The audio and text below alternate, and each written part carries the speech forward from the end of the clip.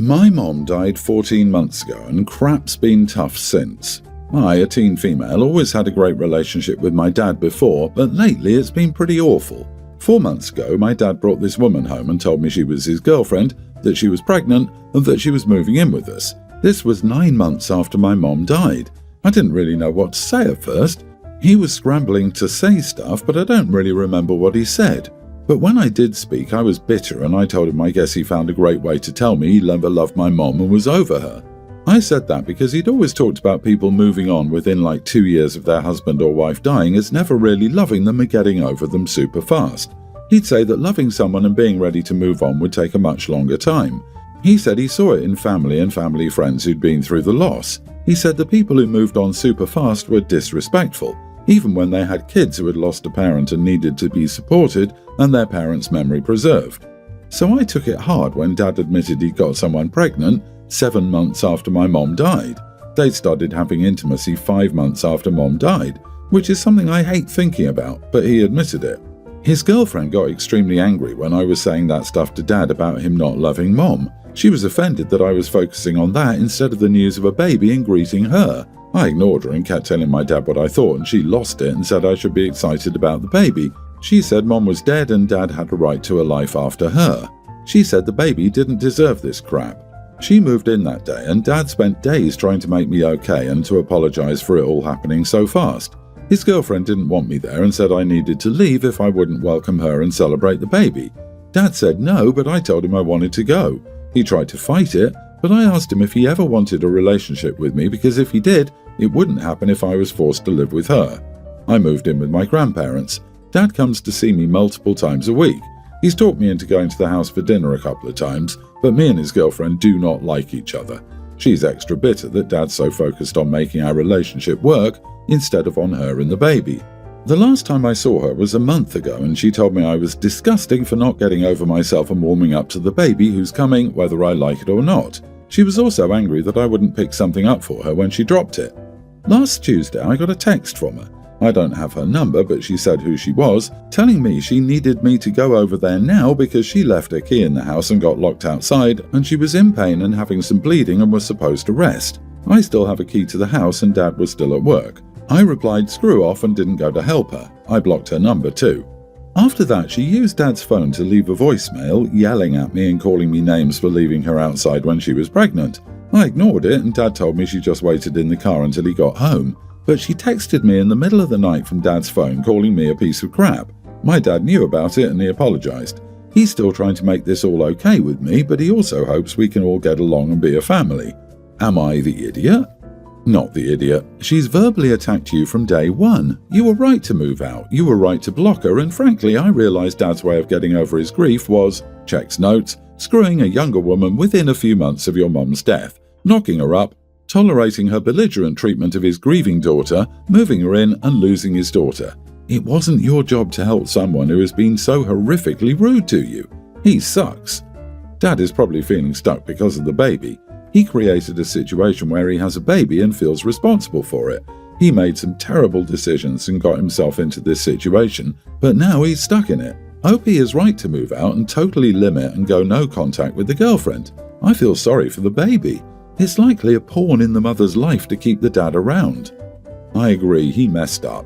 The best thing he could have done was not move her in just because she's pregnant. Should have told his daughter about it and tried to build a relationship before moving in together. But from the sound of it, she's a spoiled witch and would have still made the daughter's life miserable.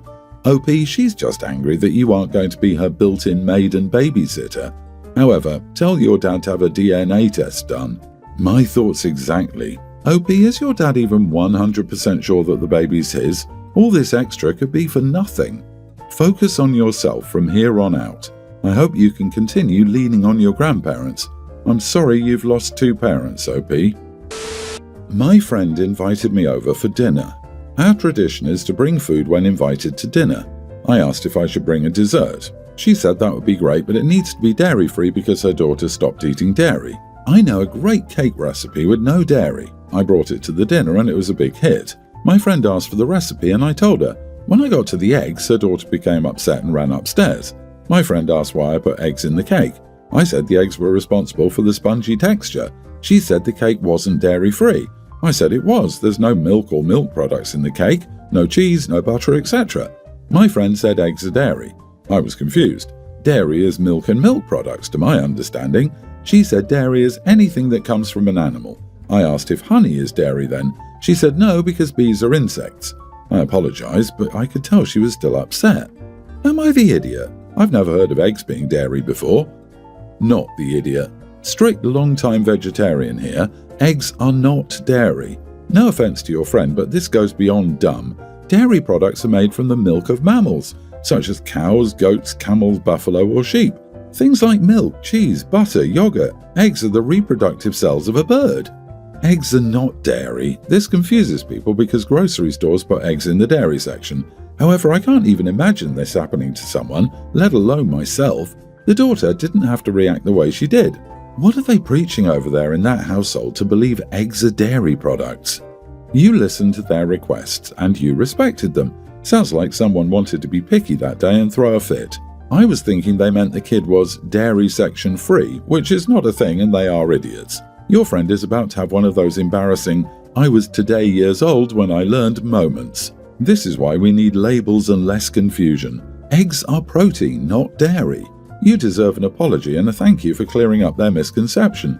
If she's a good friend, you'll get that. If instead you get nothing but excuses, then screw that. You don't need that stupidity in your life.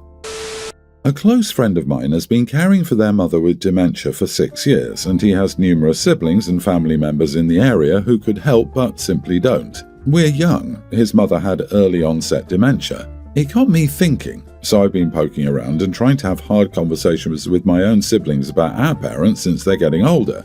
Sure, they're fine now, but hey, anything can happen.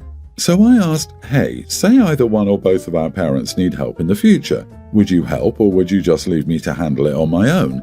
I'm the youngest and I had the more chill parents. After going through it 4 other times, they kind of had a hands-off approach for me, so our childhoods were very different. Either way, each of them said no, they probably wouldn't because they have their own families to worry about, which is fair and I respect that choice. Now this is where I may have made my mistake. I told our dad.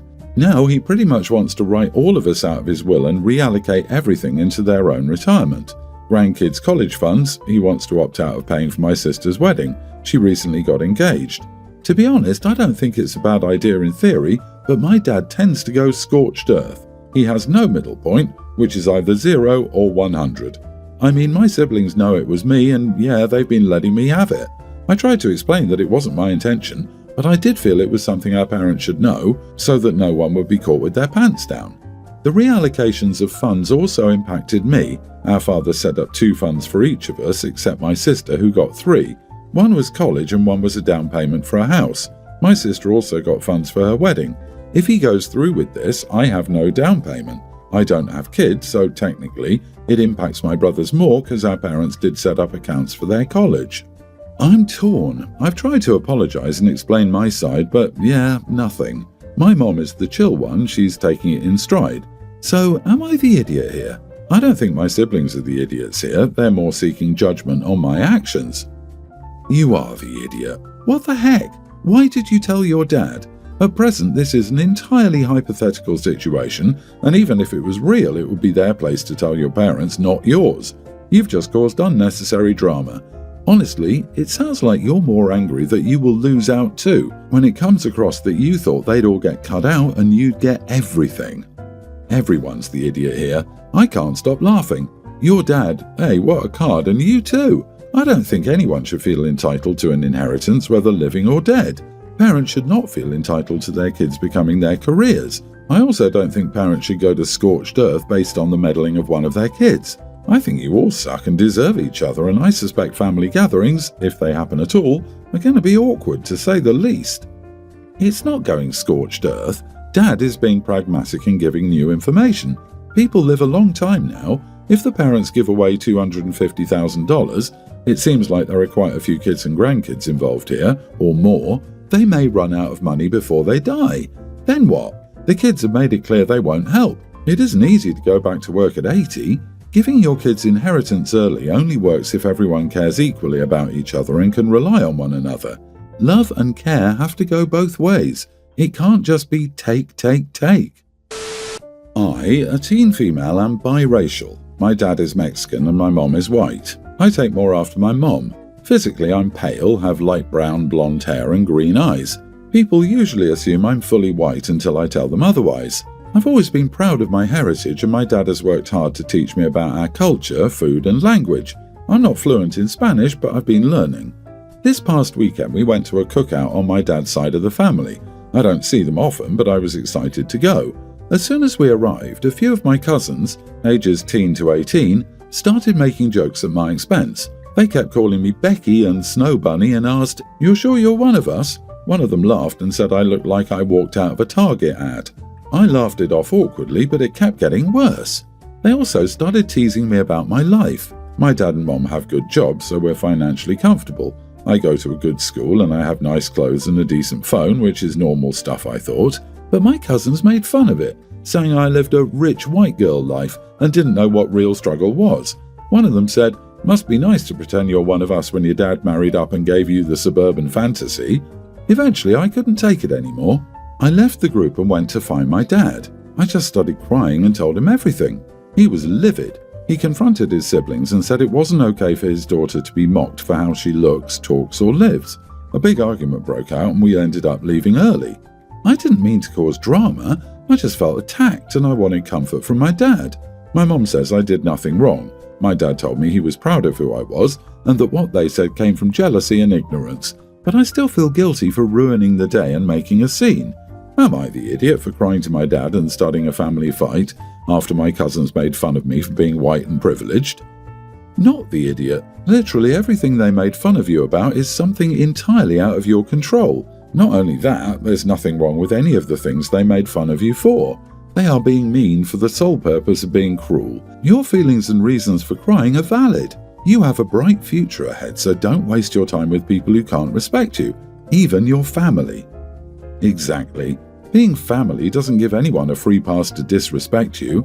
If they're old enough to make those kinds of cruel comments, they're old enough to face the consequences of not having access to you anymore. Protect your peace. They're jealous. I know that doesn't make you feel any better, but they're attacking you because what you have and who you are makes them feel like they're not enough. The only thing they can do to make themselves feel better is make you the outsider and be mean. LOL, ever watch the telenovelas? Blonde, green-eyed Mexicans abound. To be fair, a surprising number of the actors in telenovelas are actually European. It's actually a common critique that telenovelas have terrible representations of darker-skinned characters and only use them as servants. It's not relevant, just interesting and also not representative. Oh kid, you didn't cause drama. Your cousins did with their remarks. I, male 21, moved in with my roommate, male 23, last year. He's the older brother of my close friend who knew I was looking for a place, so he told me his older brother is also looking for a roommate. I don't have any formal agreements and I'm not on the lease. I've been sending my roommate half of the monthly rent and utilities for the last 8 months, always on time. My roommate and I share food for the most part. No one goes overboard, but we're both fine with the other eating some of the items we buy.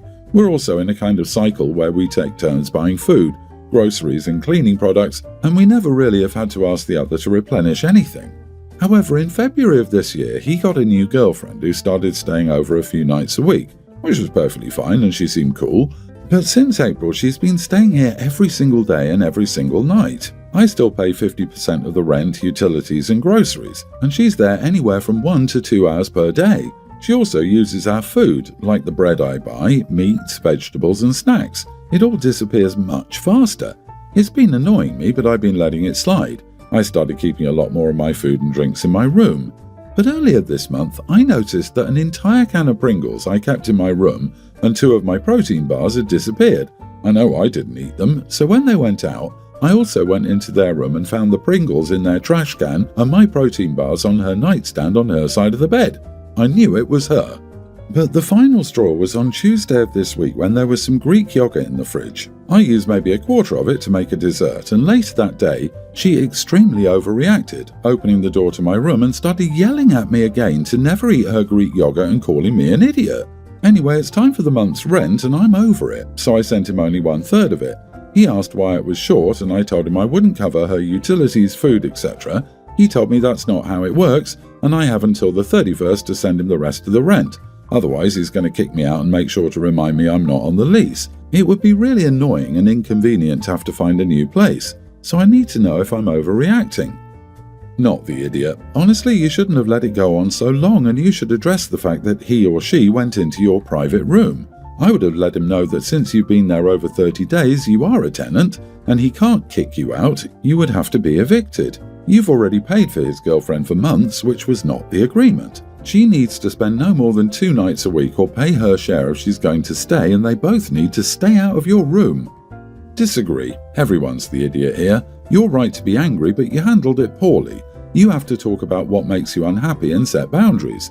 Just not paying your rent isn't how this works. That's just childish and petty and won't resolve anything. Like, what kind of reaction did you expect? Of course he was going to tell you to pay the rent or leave. Yeah, I hate people who have never talked to their roommates about the problem. I have zero sympathy for folks who can't attempt to communicate and negotiate a solution.